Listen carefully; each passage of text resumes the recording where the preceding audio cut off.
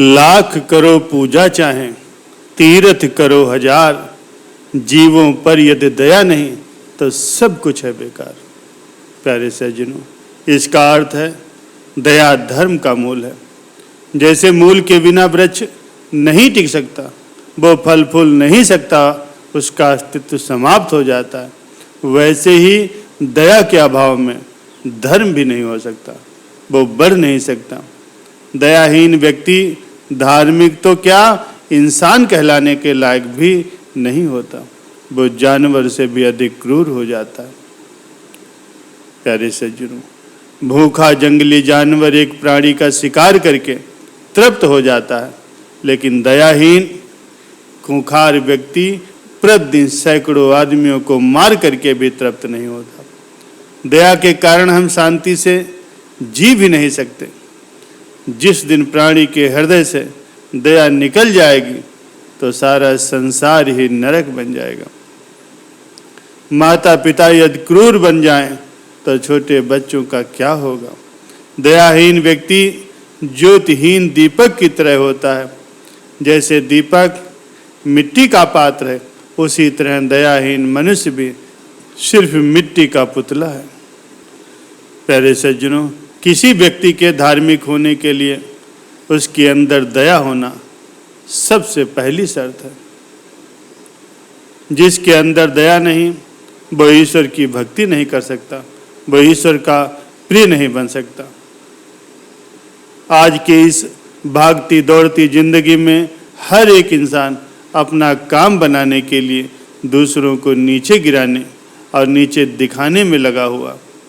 वो दूसरों के पीड़ित या दुखी होने की भी परवाह नहीं करता और अपने लक्ष्य को पाने के लिए दिन रात जुटा हुआ। जबकि हकीकत ये है, बगैर दया के, बगैर सच्चाई के किए गए काम का कोई फल नहीं मिलता। कहा भी गया है कि जहाँ दया नहीं होती वहाँ धर्म नहीं होता। दया तो वो भाषा है जिसे बहरा व्यक्ति सुन और अंधा व्यक्ति देख सकता है। प्यारे सज्जनों, अक्सर हम सभी ईश्वर से उसकी दया की प्रार्थना करते हैं और वही प्रार्थना हमें दूसरों के प्रति दया करना भी सिखाती। अपने भीतर दयालुता के गुण को हमेशा बना के रखें, क्योंकि जैसे ही आपने दया को खोया वैसे ही आप अपना सम्मान भी खो देंगे। एक कठोर दिल वाला व्यक्ति कभी भी किसी के दर्द को नहीं समझ सकता। इसलिए यदि किसी की भावनाओं को समझना है तो आपको दयालु होना ही पड़ेगा। जीवन में कभी भी ये सोच करके दयालु न बने कि लोग आपकी तारीफ करेंगे, बल्कि इसे आप अपनी आदत बना लीजिए और यकीन मानिए, फिर आपको इसका फल भी निश्चित रूप से मिलेगा। प्यारे सज्जनों, एक बार भगवान विष्णु जी बैकुंठ धाम में बैठे बैठे बोर हो गए। उन्होंने धरती पर घूमने का विचार मन में किया। वैसे भी कई साल बीत गए थे धरती पर आए हुए और वो अपनी यात्रा की तैयारी में लग गए।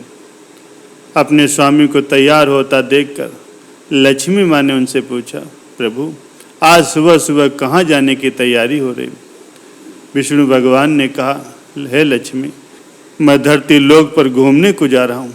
और कुछ सोच करके माँ लक्ष्मी ने कहा, हे प्रभु, क्या मैं भी आपके साथ चल सकती हूँ। भगवान विष्णु ने कुछ पल सोचा और फिर कहा, एक शर्त पर तुम मेरे साथ चल सकती हो। तुम धरती पर पहुँच करके उत्तर दिशा की ओर बिल्कुल मत देखना। इसके साथ ही माता लक्ष्मी ने हाँ कह के अपनी बात मनवा ली और सुबह सुबह माँ लक्ष्मी और भगवान विष्णु धरती पर पहुंच गए। और अभी सूर्यदेव निकल ही रहे थे। रात को बरसात हुई थी, चारों ओर हरियाली ही हरियाली थी। उस समय चारों तरफ बहुत शांति थी और धरती बहुत ही सुंदर दिख रही थी। ये नज़ारे देख करके माँ लक्ष्मी मंत्रमुग्ध हो गई और भूल गए कि अपने पति को क्या वचन देकर के आई थी। और चारों ओर देखती हुई कब उत्तर दिशा की ओर देखने लगी, उन्हें पता ही नहीं चला। उत्तर दिशा में माँ लक्ष्मी को एक बहुत ही सुंदर बगीचा नजर आया और उस तरफ से भीनी भीनी खुशबू भी आ रही थी और बहुत ही सुंदर फूल खिले हुए थे। ये एक फूलों का खेत था और माँ लक्ष्मी ने बिना कुछ सोचे विचारे उस खेत में जाकर के एक सुंदर सा फूल तोड़ लिया। लेकिन ये क्या, जब माँ लक्ष्मी भगवान विष्णु के पास वापस आई तो भगवान विष्णु की आंखों में आंसू आ गए और भगवान विष्णु ने माँ लक्ष्मी से कहा कि कभी भी किसी से बिना पूछे उसका कुछ भी नहीं लेना चाहिए और साथ ही साथ अपना वचन भी याद दिलाया। माँ लक्ष्मी को अपनी भूल का एहसास हुआ। उन्होंने भगवान विष्णु से इस भूल के लिए माफ़ी मांगी तो भगवान विष्णु ने कहा कि जो तुमने भूल की है उसकी सज़ा तो तुम्हें जरूर मिलेगी। जिस माली के खेत से तुम उसके बिना पूछे ही फूल तोड़ के लाए हो, ये एक प्रकार की चोरी है। इसलिए अब तुम 3 साल तक उस माली के घर में नौकर बन करके रहोगी। उसके बाद मैं तुम्हें बैकुंठ में वापस बुला लूँगा। माँ लक्ष्मी ने चुपचाप अपना सिर झुका करके हाँ कर दी। अब माँ लक्ष्मी एक गरीब औरत का रूप धारण करके उस खेत के मालिक के घर गई। घर क्या, उसका एक झोपड़ा था और मालिक का नाम था माधव। माधव की बीबी और उसके 2 बेटे 3 बेटियां थीं। सभी उस छोटे से खेत में काम करके किसी तरह से अपना गुजारा करते थे। माँ लक्ष्मी ने जब एक साधारण और गरीब औरत का भेष धारण करके जब माधव के झोपड़े पर आई तो माधव ने पूछा, बहन तुम कौन हो और इस समय तुम्हें क्या चाहिए? तब माँ लक्ष्मी ने कहा, मैं एक गरीब औरत हूँ, मेरी देखभाल करने वाला भी कोई नहीं, मैंने कई दिनों से खाना भी नहीं खाया, मुझे अपने घर में कोई काम दे दो, मैं तुम्हारे घर का भी काम करूँगी और साथ साथ तुम्हारी खेतों में भी मदद करूँगी, बस मुझे अपने घर के एक कोने में आसरा दे दो। माधव बहुत ही नेक दिल का और बहुत ही दयावान व्यक्ति था, उसे दया आ गई, लेकिन उसने कहा, बहन मैं तो पहले से ही बहुत गरीब हूँ, मेरी कमाई से मेरे घर का खर्च बहुत ही मुश्किल से चलता है, लेकिन अगर मेरी 3 की जगह पर 4 बेटियाँ होती तो भी मुझे गुजारा करना ही था। अगर तुम मेरी बेटी बन करके जैसा हम सब रूखा सूखा खाते हैं उसमें खुश रह सकती हो तो बेटी अंदर आ जाओ। माधव ने माँ लक्ष्मी को अपने झोपड़े में शरण दे दी और माँ लक्ष्मी 3 साल तक उस माधव के घर में नौकरानी बन करके रही। जिस दिन से माँ लक्ष्मी माधव के घर में आए थे उससे दूसरे दिन ही माधव को इतनी आमदनी हुई फूलों से कि शाम को वो एक गाय खरीद लाया। फिर धीरे धीरे माधव ने काफ़ी ज़मीन जायदाद खरीद ली और सब ने अपने अच्छे अच्छे कपड़े बनवा लिए और फिर उसका एक पक्का घर भी बन गया। बेटियों और बीबी ने अपने गहने भी बनवा लिए और उसका मकान भी अब बहुत बड़ा बन गया था। प्यारे सज्जनों, माधव हमेशा सोचता था कि मुझे इस महिला के आने के बाद से ही मेरे घर में इतनी तरक्की हुई, इस बेटी के रूप में मेरी किस्मत मेरे घर में आई है। और अब 2 से 5 साल बीत गए, लेकिन माँ लक्ष्मी अब भी खेतों में और उसके घर में काम किया करती थी।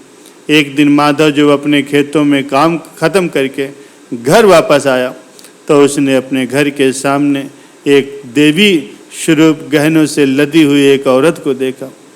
ध्यान से देखा तो पहचान गया कि ये तो मेरी वही मुँह बोली चौथी बेटी है, ये वही औरत है जो मेरे घर में नौकरानी बन के रहती थी। वो उसे पहचान गया कि ये तो माँ लक्ष्मी है। अब तक माधव का पूरा परिवार भी घर से बाहर आ गया था और ये देख करके सब हैरान थे।